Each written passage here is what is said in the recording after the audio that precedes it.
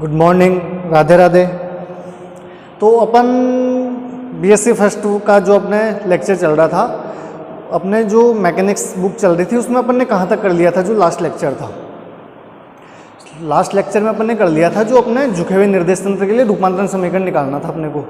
तो उसका अपन क्या है, जो 2D में था, 2D में तो अपन यानी द्विविमीय में तो अपन उसके लिए निकाल चुके थे। अब अपन क्या करते हैं, जो 3D होता है, तो 3D के लिए अपन देखेंगे कि उसके x, y और z डायरेक्शन में कौन कौन से कंपोनेंट होते हैं। तो अपन ने जो आपके इक्वेशन 9 और इक्वेशन 10 आई थी, जो मैं छोड़ के गया था, वो इक्वेशन 9 और इक्वेशन 10 तक आ गई थी। तो इक्वेशन 9 और इक्वेशन 10 अपन कौन से निर्देश तंत्र में निकाले थे, S' निर्देश तंत्र में अपन उसके रूपांतरण समीकरण निकाले थे। तो वो क्या क्या थे, एक तो था x cos XOX यानी X' यानी S' निर्देश तंत्र में कण के निर्देशांक कोस और साइन के फॉर्म में थे। अब अपन ऐसी फॉर्म किसके लिए निकालेंगे, 3D में निकालेंगे। पर अब आपने एक चीज़ देखी होगी कि मैं जो ये 2D में निकलवाया था, तो 2D में मैंने यहाँ तक चीज़ें करवा दी थी आपको, 2D में निकलवा लिए थे अपन ये कोस और साइन की फॉर्म में। तो अब अपन जो 3D में निकालेंगे वो किसकी फॉर्म में निकालेंगे, सिर्फ कोस की फॉर्म में निकालेंगे। और कोस की फॉर्म में क्यों निकालेंगे कि अपन ने ये सारी चीज़ें क्या है पढ़ ली अब तक। अब अपन सीधे कर सकते हैं कि अपने को पता है कि कैसे फॉर्म आएगी, तो वो सारी चीज़ तो पढ़ने की जरूरत है नहीं जो अब तक पढ़ चुके हैं। तो और जो टॉपिक है वो खत्म नहीं हुआ, वो आगे चल रहा है। तो अपन यहाँ क्या करेंगे, इन 3D, बट 2D में तो कर ही दिए थे अपन, अब क्या लिखेंगे, 3D में लिखेंगे। तो इन 3D, तो 3D में अपन जो डायग्राम था वो कैसे बनेगा 3D में, जैसे मैंने कल बता दिया था, मैं एक बार फिर से रिपीट कर देता हूँ ये कैसे बन रहा था। ये था अपने x और ये y और ये इसका z डायरेक्शन थी, ये हो गया z, सॉरी z ही था, ये z' नहीं होगा, ये z था। और जो दूसरा निर्देश तंत्र था S', ये S निर्देश तंत्र था और ये S' निर्देश तंत्र था। तो ये S' निर्देश तंत्र कौन सा एंगल पे झुका हुआ है, थीटा एंगल पे, ये ऐसे था। तो ये क्या हो गया, ये X' हो गया, ये Y' हो गया और ये Z' निर्देश तंत्र हो गया। और ये कौन से एंगल पे झुके हुए थे, ये थीटा एंगल पे झुके हुए थे एक दूसरे पे। मैंने बताया था कल भी और मैं आज भी बता रहा हूँ कि जो अपन झुके हुए निर्देश तंत्र ले रहे थे वो कौन से एंगल पे झुके हुए थे, थीटा एंगल पे। तो अब अपन 3D में ले रहे हैं। अब अपन ने जो इक्वेशन 9 और 10 थी उसी को यूज करके अपन सिर्फ कोस की फॉर्म में लिखेंगे। तो कोस की फॉर्म में इसके x डायरेक्शन में कौन कौन से वो जाएंगे, कौन कौन से कंपोनेंट आ जाएंगे, तो अपन लिखते हैं x' में क्या क्या आ जाएंगे, x cos XOX plus y cos XOY plus z cos XOZ हो जाएगा। भाई अपन क्या कर रहे थे कि सबसे पहले अपन यही देखते हैं कि किसी भी पार्टिकल के अपने को वो देखने हैं निर्देशांक। तो अपन क्या करते हैं, सबसे पहले x में देखते हैं, भाई x अक्ष पे देखेंगे, फिर y अक्ष पे देखेंगे। अब यहाँ 3D में है तो अपने को x, y और z अक्ष पे देखना है। और ये 3D में ये ऐसे नहीं है, ये क्या है, बिल्कुल यूं बाहर निकला हुआ है। 3D में जैसे ऐसे निकली हुई, ये ऐसे नहीं है, ये तो एक क्या है, अपन यूं अब 3D इमेज बना नहीं सकते बोर्ड पे। और ये 3D इमेज के जो z डायरेक्शन है वो यूं बाहर की तरफ निकली हुई है, तो ये z डायरेक्शन में। अब अपने को तो तीनों डायरेक्शन में देखना है, भाई x में क्या है, y में क्या है, z में क्या है। तो ये x में आ गया, ये y डायरेक्शन में आ गया और ये z डायरेक्शन में आ गया। इसी प्रकार अपन y के लिए लिख देंगे। तो y के लिए क्या लिखेंगे, y' बराबर x cos Y'OX plus y cos Y'OY plus z cos Y'OZ हो जाएगा। इसी प्रकार अपन z के लिए लिख देंगे। तो z क्या हो जाएगा, x cos ZOX plus y cos ZSOY और z cos ZSOZ। अब ये मैंने z' क्यों लिखे हैं भाई, डैश क्यों लिख रहे हैं, क्यों अपन x' S' और S दोनों निर्देश तंत्र के लिए एक साथ इनके ये रूपांतरण समीकरण लिख रहे हैं। इस वजह से अब यहाँ क्या आ रहा है, डैश और जो सिंपल निर्देश तंत्र है एस, यानी एस डैश के लिए और एस के लिए, ये दोनों निर्देश तंत्रों के लिए हो गया है। तो ये आप इक्वेशन लिखो। फिर अब तो डायग्राम की तो रिक्वायरमेंट है नहीं, क्यों, इतना ही था ये जो आगे फिर मैं आपको, अब अपने को क्या पता चल गया, अपन को इसकी स्थिति पता चल गई, ये इसकी पोजीशन है। तो अपन इसको क्या करेंगे, क्रेमर लॉ से, आपने मैट्रिक्स में पढ़ा होगा, जो आपके 12th में चलती थी मैट्रिक्स, वहां पढ़ा होगा क्रेमर का नियम। क्रेमर के नियम से अपन क्या करते हैं कि कोई सी भी अगर ऐसी फॉर्म में कोई इक्वेशन हो तो अपन उसको मैट्रिक्स फॉर्म में लिख लेते हैं। हालांकि नहीं पढ़ा होगा तो कोई बात नहीं है, अभी मैं बता दूंगा वो कैसे लिखते हैं। तो यहां तक छापो सबसे पहले आप। और ये जो पूरा है ना, इसको आप समीकरण नंबर 11 दे देना। ये जो यहां से लेके यहां तक काम किया है, इसको इक्वेशन 11 दे देना, इक्वेशन 11, और यहां तक आप लिखो।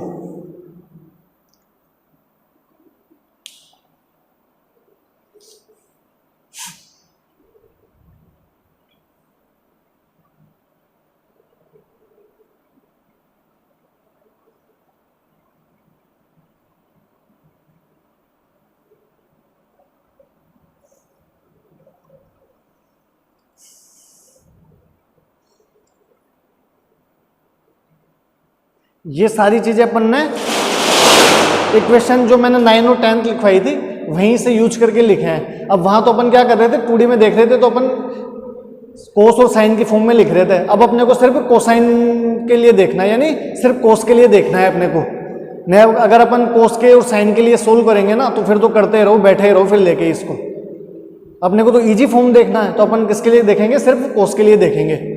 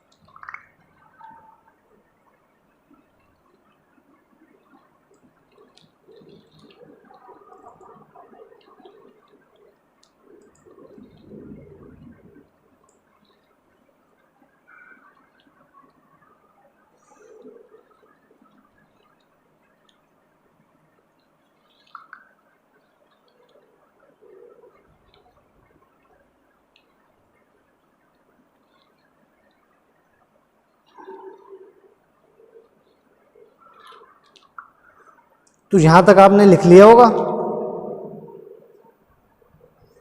तो अब अपन आगे चलते हैं। अब अपन कौन से लॉ से लिखेंगे इसको, क्रेमर लॉ से देखेंगे। आपने मैट्रिक्स में पढ़ा था, अच्छी बात है, पढ़ा होगा तो, और नहीं पढ़ा होगा तो यहां देख लेना कि कैसे लिखते हैं। तो मैं क्या लिखूंगा, क्रेमर के नियम से।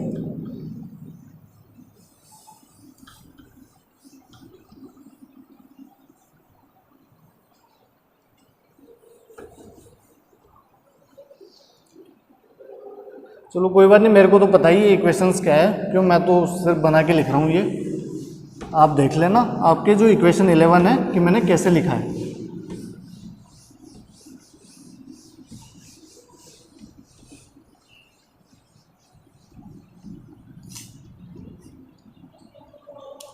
तो यहाँ क्या लिखेंगे कि क्रेमर के नियम से। क्रेमर के नियम से क्या करेंगे अपन, इसको मैट्रिक्स फॉर्म में लिख लेंगे ऐसे। जो ये मैंने 3 इक्वेशन लिखवाई है ना, वो अपन मैट्रिक्स फॉर्म में लिख लेंगे। फिर मैट्रिक्स फॉर्म में लिख लेंगे तो ये क्या है, अपने को इजी हो जाएगा। और तो जो अब देखो, जो LHS पार्ट था इक्वेशन का, वो क्या था, एक्स डैश वाई डैश और जेड डैश। तो इसको अपन क्या लिख देंगे, एक्स डैश हो गया, ये वाई डैश हो गया, और ये जेड डैश हो गया, इक्वल टू, अब क्या क्या था अपने, x cos x o x, y cos x o y, और z cos x o z. तो अपन यहाँ क्या लिख देंगे कि कोस एक्स ओ एक्स और कोस एक्स ओ वाई और कोस एक्स ओ जेड। इसी प्रकार यहां लिख देंगे cos Y O x, cos Y O y और कोस वाई ओ जेड। और ये अपन किसके लिए लिख रहे हैं? एस डैश और एस निर्देश तंत्र के लिए, यानी डैश के लिए और सिंपल के लिए, दोनों के लिए एक साथ लिख रहे हैं। और ये क्या हो जाएगा? Cos Z S O X हो जाएगा, ये cos Z S O Y हो जाएगा और ये क्या हो जाएगा? Cos Z S O Z हो जाएगा। अच्छा, ये हो गया। तो अब आप ये देख रहे होंगे कि जो इनके एक्स वाई और जेड थे वो कहाँ गए? तो एक्स वाई जेड वो इधर मल्टीप्लाई में आ जाएंगे। तो यहाँ क्या लिखेंगे? एक्स वाई और जेड। अब आप ऐसे सोचोगे कि यार कि ये मैट्रिक्स कैसे आ गई, कि ऐसे कैसे लिख दिया? तो आप मैट्रिक्स का मल्टीप्लाई करना तो आप अच्छे से जानते हो कि दो मैट्रिक्स को अपन कैसे गुणा करते हैं, कैसे मल्टीप्लाई करते हैं दो मैट्रिक्स का। आपने 12th क्लास में खूब किया है, फिर भी मैं एक बार बता देता हूं कि एक्स डैश बराबर तो क्या हो जाएगा कि ये जो एक्स और एक्स है इसको पहले एक्स से करोगे, भाई इसकी रो और इसकी कॉलम ही तो करते हैं अपन। भाई दो मैट्रिक्स आ गई तो एक की रो और एक का कॉलम का ही मल्टीप्लाई करते हैं अपन। तो ये इससे हो जाएगा, ये इससे हो जाएगा और ये इससे हो जाएगा। तो जब आप ये करके देख लेना, आपको जो आपकी इक्वेशन 11 थी वो पूरी की पूरी इक्वेशन ये मैंने मैट्रिक्स फॉर्म में लिख दी, आप इनका मल्टीप्लाई करके देख लेना, आपको वही इक्वेशन मिल जाएगी। ठीक है, तो अब मैं क्या करता हूं कि मैं मान लेता हूं जो ये मैट्रिक्स है इसको मैं क्या लिख लेता हूं? A11, A12, A13 लिख सकते हैं अपन। भाई अब मान लो कि मेरे को इस मैट्रिक्स की रिक्वायरमेंट रहेगी तो मैं ये सारी चीजें इतना बड़ा लिखूंगा तो ऐसा तो कोई मतलब है नहीं। अपन इसको मान लेते हैं कि एक चीज, तो अपन इसको क्या मानते हैं कि लेट जो ये अपनी ये मैट्रिक्स है कोस एक्सो एक्स हो गया, कोस एक्सो वाई हो गया और कोस एक्सो जेड हो गया। इसी प्रकार इधर ये वाई के लिए आ जाएगा।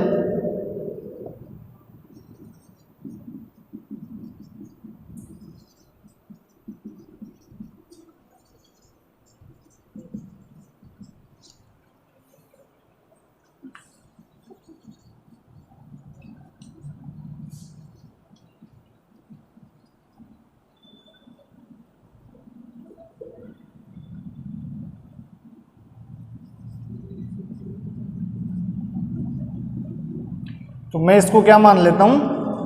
A11, A12 और A13 ये इधर ये देख लेना इसके बराबर में। मैं इसको क्या मान रहा हूं? A11, A12 और A13, A21, A22 और A23, A31, A32 और A33। अब ये सारी चीज़ आप अच्छे से जानते हो कि मैंने कैसे लिखा है। जैसे ये फॉर्म क्या होती है? ये 1 1 वाली होती है, ये 1 2 होती है, ये 1 3 होती है। आप अच्छे से जानते हो क्यों? मैट्रिक्स आपने पढ़ी हुई है। अब ये चीज़ मल्टीप्लाई करना और ये अपन मान रहे हैं, ये चीज़ तो आप अच्छे से खूब जानते हो, फिर भी मैं बता रहा हूँ एक बार और देख लीजिएगा कि ये कौन सा वो होता है, कंपोनेंट होता है। ये 1 1 होता है, ये 1 2 होता है, ये 1 3 होता है, ये 2 1 होता है, ये 2 2 होता है, ये 2 3 होता है, ये 3 1 होता है, ये 3 2 होता है, ये 3 3 होता है। तो मैं इसको ये मान लिया, तो अपन इसको शॉर्ट फॉर्म में लिख देंगे अब आगे जब भी। और ये कौन से मैट्रिक्स है? ये कोसाइन मैट्रिक्स है, तो अपन इसको क्या लिख देंगे? Cosine matrix. यहां मैं इधर साइड में लिख देता हूं, ये क्या हो जाएगी? ये क्या हो जाएगी? Cosine matrix. कोसाइन मैट्रिक्स यहां तक लिखो।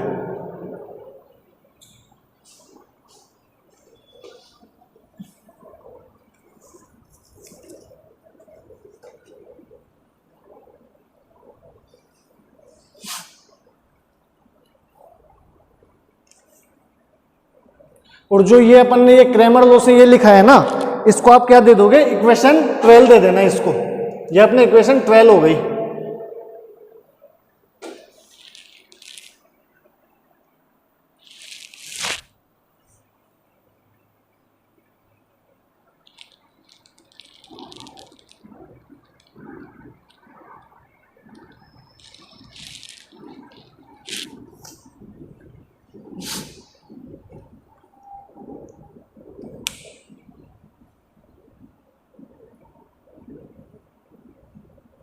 और जो ये वैल्यू है ना, ये वैल्यू मैं इसकी जगह रख दूंगा, तो ये वैल्यू मैं यहां पे रख दूंगा समीकरण 12 में। ये जो अपन A11, A12, A13 माना है, ये चीज़ मैं यहाँ पे समीकरण 12 में ये वैल्यू पुट कर दूंगा, तो फिर अपना क्या जाएगा, स्थिति रूपांतरण समीकरण आ जाएगा 3D में। और आपको पता है कि एक बार अपने को किसी भी चीज़ की स्थिति का पता चल जाए, फिर तो अपन उसके आगे फर्दर जो जो अपने को रिक्वायरमेंट रहती है वो सारी चीज़ें निकाल लेते हैं। जैसे अपने को एक बार स्थिति पता चल गई, उसके बाद अपन उसका वेग निकाल लेंगे, उसके बाद उसका त्वरण निकाल लेंगे, संवेग निकाल लेंगे। तो जो जो अपने चीज़ को जो रिक्वायरमेंट रहती है अपन सारी चीज़ निकाल सकते हैं एक बार अपने को बस उसकी पोजीशन पता चल जाए। आप अच्छे से जानते हो क्यों, ऐसा स्टेप मैंने काफ़ी बार करा चुका हूँ मैं, तो आपको ये सारी चीज़ें पता ही होगी कि एक बार पोजीशन का पता चल जाता है तो अपन क्या क्या चीज़ें निकाल सकते हैं, कुछ भी निकाल सकते हो। एक बार पोजीशन पता चल जाए तो पोजीशन अपने आ गई तो अपन आगे सारी चीज़ें कर लेंगे। तो यहाँ तक आप लिख लीजिएगा।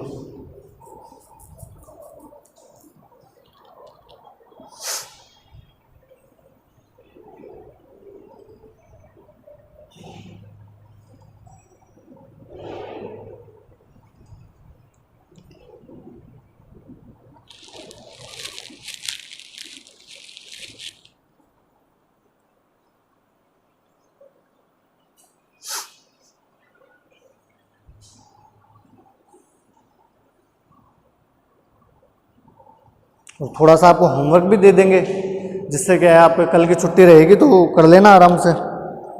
भाई ऐसी चीज़ें अपन बार बार कर रहे हैं तो थोड़ा सा होमवर्क भी मिलना तो चाहिए।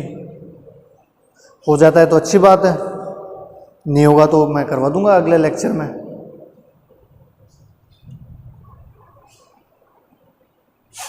तो यहाँ तक लिख लिया होगा, मैं हटा देता हूँ।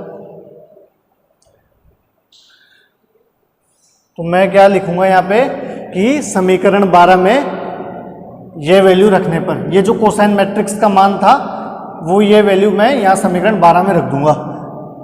तो अब ये सारी चीज़ तो मैं वापस लिखूंगा नहीं, तो मैं ये चीज़ तो हटा देता हूँ, ये मेरे को पता ही है क्या है, तो मैं ये सिर्फ ये यहाँ रख देता हूँ मैं ये वैल्यू। तो मैं यहाँ ये वैल्यू रख दूंगा ना, तो आपको पता चल जाएगा कि जो अपने समीकरण 13 आएगा वो क्या आएगा, स्थिति रूपांतरण समीकरण आ जाएगा अपने।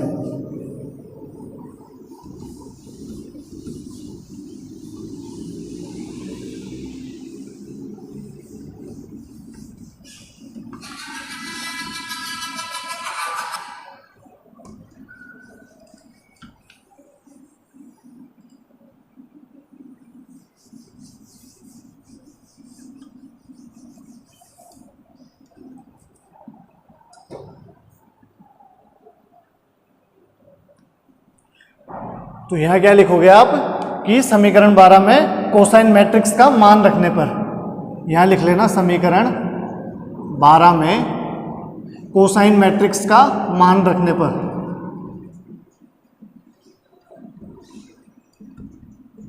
मान रखने पर अपन अब जब कोसाइन मैट्रिक्स में ये वैल्यू मैं रख रहा हूं तो यहाँ क्या आ जाएगा, a11 a12 a13 a21 a22 और a23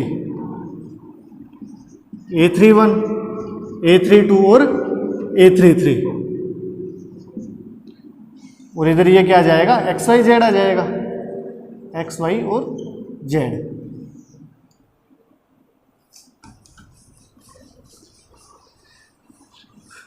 इसको आप समीकरण नंबर क्या दे दोगे, ये समीकरण हो गया 13, इक्वेशन 13 हो गई।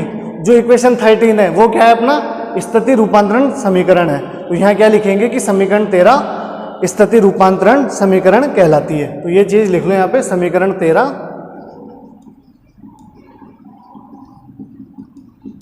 स्थिति रूपांतरण समीकरण कहलाती है। ये स्थिति रूपांतरण समीकरण हो गया। अब अपन क्या निकाल लेंगे, वेग निकाल लेंगे, त्वरण निकाल लेंगे, संवेग निकाल लेंगे। जो जो अपने को रिक्वायरमेंट रहेगी वो सारी चीजें अपन यहां से कैलकुलेट कर लेंगे। तो यहां तक आप लिखो एक बार।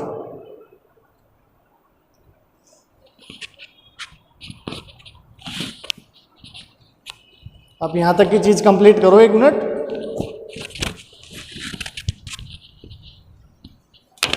यहाँ तक लिखो, मैं एक बार थोड़ा सा अर्जेंट काम आ गया, मैं आता हूँ।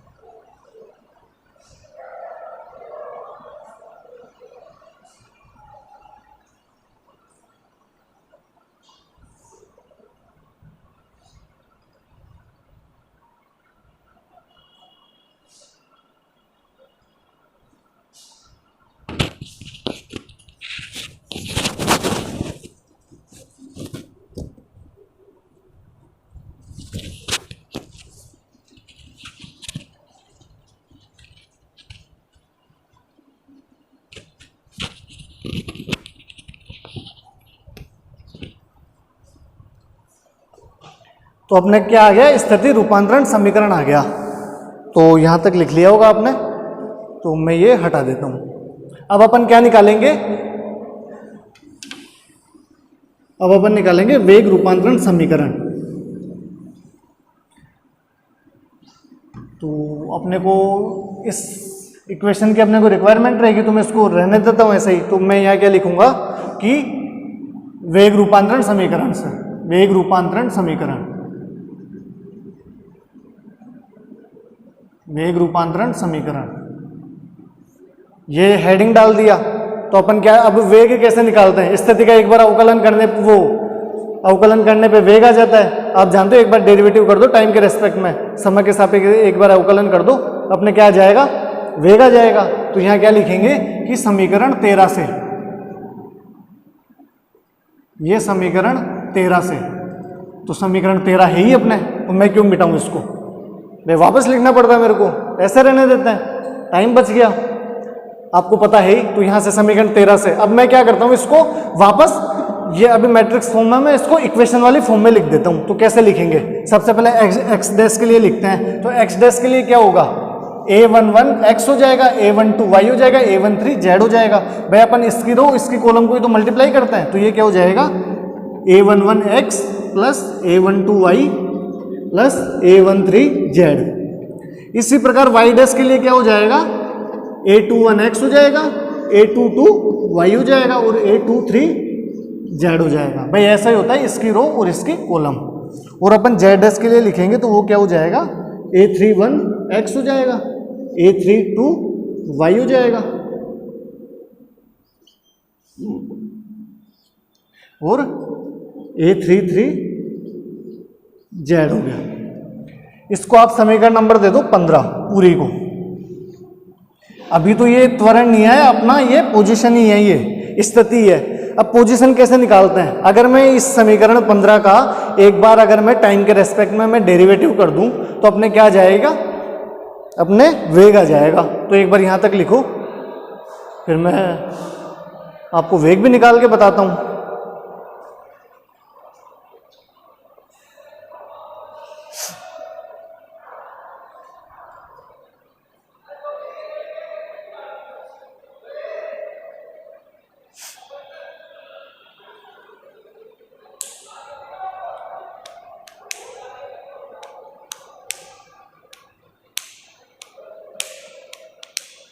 तो यहां तक आपने लिख लिया होगा,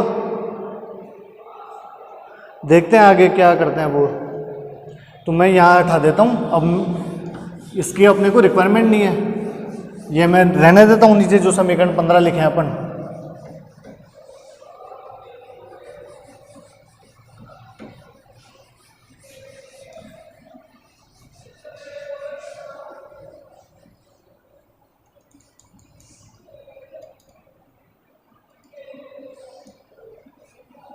तो मैं क्या लिखूंगा कि समीकरण 15 का समय के सापेक्ष अवकलन करने पर, तो लिखो समीकरण 15 का समय के सापेक्ष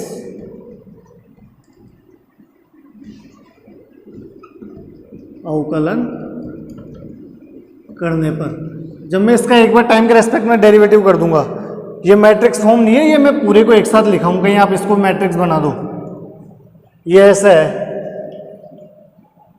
तो मैं इसका एक बार टाइम के रेस्पेक्ट में डेरिवेटिव करता हूं, तो आप जानते हो कि अगर पोजीशन का एक बार अपन समय के सापेक्ष अवकलन करते हैं तो अपने क्या मिल जाता है, वेग मिल जाता है। तो ये कौन सा वेग आ जाएगा, ये एक्स डैश डायरेक्शन में उसका त्वरण वेग आ जाएगा। तो यहाँ क्या आ जाएगा, वी एक्स डैश आ जाएगा। भाई मैं इसको ऐसे ही तो लिखूंगा, D x dash upon D T, D x dash. तो आप जानते हो ये वी एक्स आ जाएगा, वी एक्स डैश आ जाएगा, वही बात है। वो ये कैपिटल में लिख लेना आप, वी एक्स डैश आ जाएगा। तो यही है। अब आप बच्चे तो हो नहीं, मैं क्यों ऐसी चीज़ कई बार करा चुका। अब मैं एक एक चीज़ अगर मैं ऐसे इसको लिखने बैठूंगा ना तो बहुत बड़ा वो हो जाएगा इसका एक्सप्रेशन। इससे बढ़िया आप सीधे लिखो, क्यों आपको पता है कि आप टाइम के रेस्पेक्ट में कर रहे हो। तो अगर मैं एक्स का एक बार टाइम के रेस्पेक्ट में करता हूँ तो अपने को क्या मिल जाती है, वेलोसिटी मिल जाती है, वेग मिल जाएगा। तो मैं इसको सीधे लिख दिया। और ये क्या आ जाएगा, a11 कॉन्स्टेंट है, कोसाइन मैट्रिक्स थी तो ये तो क्या है, कांस्टेंट है, अपन तो a11 a12 a13 ये माने अपन अपनी तरफ से कांस्टेंट, तो ये तो ऐसे कैसे रह जाएगा a11 और x का क्या हो जाएगा vx। क्यों, x का अपन क्या कर रहे हैं, डेरिवेटिव कर रहे हैं टाइम के रेस्पेक्ट में, और आप जानते हो टाइम के रेस्पेक्ट में डेरिवेटिव करते हैं पोजीशन का, तो वो क्या मिल जाती है, वेग मिल जाता है अपने को। तो ये a11 x हो जाएगा, वो सॉरी vx हो जाएगा, ये a12 vy हो जाएगा, ये क्या हो जाएगा a12 vy और ये a13 vz। ऐसा ही अपन इसका करेंगे तो ये क्या हो जाएगा vy डैश बराबर a21 vx a22 vy और a23 vz हो गया ये। और ये क्या हो जाएगा, जब z डायरेक्शन के लिए लिखेंगे तो ये क्या हो जाएगा a31 vx a32 vy और a33 vz। ये अपने क्या आ गया, वेग आ गया। अब अपन वेग आ गया तो अपन इसको मैट्रिक्स फॉर्म में लिख लेंगे। भाई यही काम करना है, एक बार इसका इक्वेशन के रूप में लिखो और फिर उसको मैट्रिक्स के फॉर्म में चेंज कर लो, यही टास्क है और कुछ भी नहीं है इसमें। एक ही एक चीज़ रिपीट करने को मिल रही है आपको, और ये सारी चीज़ आप खुद से भी कर सकते हो, पर मैं एक बार बता दिया मैंने आपको। अब जो त्वरण निकालोगे आप खुद निकालोगे त्वरण। तो मैं इसको मैट्रिक्स फॉर्म में लिख देता हूँ। ये अपने समीकरण कहाँ तक हो गई थी, 15 तक हो गई थी। आप इसको इक्वेशन 16 दे लो, ये इक्वेशन 16 हो गई। अब मैं इसको किस में, मैट्रिक्स फॉर्म में लिख दूंगा। तो यहाँ लिखेंगे कि मैट्रिक्स रूप में लिखने पर, मैट्रिक्स फॉर्म में लिखने पर ये लिख लेना आप। तो जब मैट्रिक्स फॉर्म में लिखेंगे तो ये तो एक कॉलम मैट्रिक्स आ जाएगी, वी वाई और वी जेड।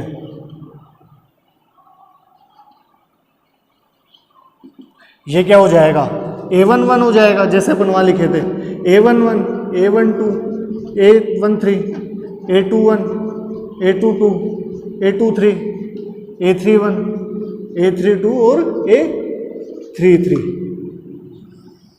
और इधर क्या हो जाएगा, VX VY VZ। ये VX हो गया, ये VY हो गया और ये VZ हो गया। इसको आप समीकरण नंबर 17 दे देना।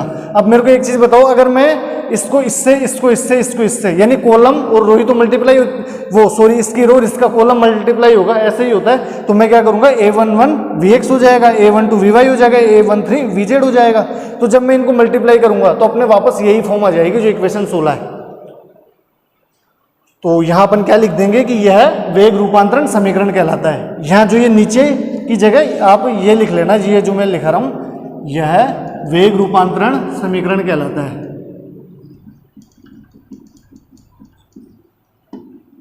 सॉरी ये यहां मत लिखना, ये वाली लाइन, आप ये वाली लाइन जो समीकरण 16 है उसके बाद लिखना, ये वाली लाइन, यह वेग रूपांतरण समीकरण कहलाता है। ये अपने वेग रूपांतरण आ गया।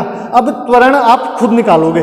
त्वरण क्या है, इसका एक बार इस फॉर्म में लिख लेना, समीकरण 16 देख लेना आप समीकरण 16 से, और समीकरण 16 का क्या करोगे आप, टाइम के रेस्पेक्ट में एक बार इसका डेरिवेटिव कर देना। अब एक चीज यहां ध्यान रखना, त्वरण को अपन किससे डिनोट करते हैं, ए से। और मैंने क्या बताया था कि त्वरण को अपन ए से या एफ से, दोनों से डिनोट करते हैं। तो अब अगर आप यहाँ पे ए लिखोगे तो फिर वो सारी चीज क्या है, सेम सी हो जाएगी। इससे आप क्या लिखोगे यहाँ पे, त्वरण के लिए आप त्वरण के लिए एफ लिखना, एफ से डिनोट कर देना। भाई अपन दोनों से डिनोट कर सकते हैं, या तो ए से डिनोट कर लो या एफ से डिनोट कर लो। तो आप अब इस वाले के लिए क्या करोगे, एफ से डिनोट करोगे। तो ये जो समीकरण 16 है, समीकरण 16 का एक बार आप क्या करोगे, टाइम के रेस्पेक्ट में एक बार इसका डेरिवेटिव कर देना। डेरिवेटिव करने के बाद आपको त्वरण मिल जाएगा, और उसकी भी आप त्वरण को फिर एक तो इक्वेशन ऐसी बनेगी, फिर जो ऐसी इक्वेशन बनेगी उसको आप क्या करोगे, मैट्रिक्स फॉर्म में लिख लेना। ये आपका होमवर्क है। तो आज की क्लास आपकी यहीं कंप्लीट होती है, और आप ये कर ही लोगे, कोई बात नहीं, ट्राई कर लेना, हो जाता है अच्छी बात है, वरना तो फिर जो भी नेक्स्ट क्लास होगी वहाँ मैं आपको ये सारी चीज़ें करवा दूंगा। तो आज का पार्ट यहीं कंप्लीट होता है। राधे राधे।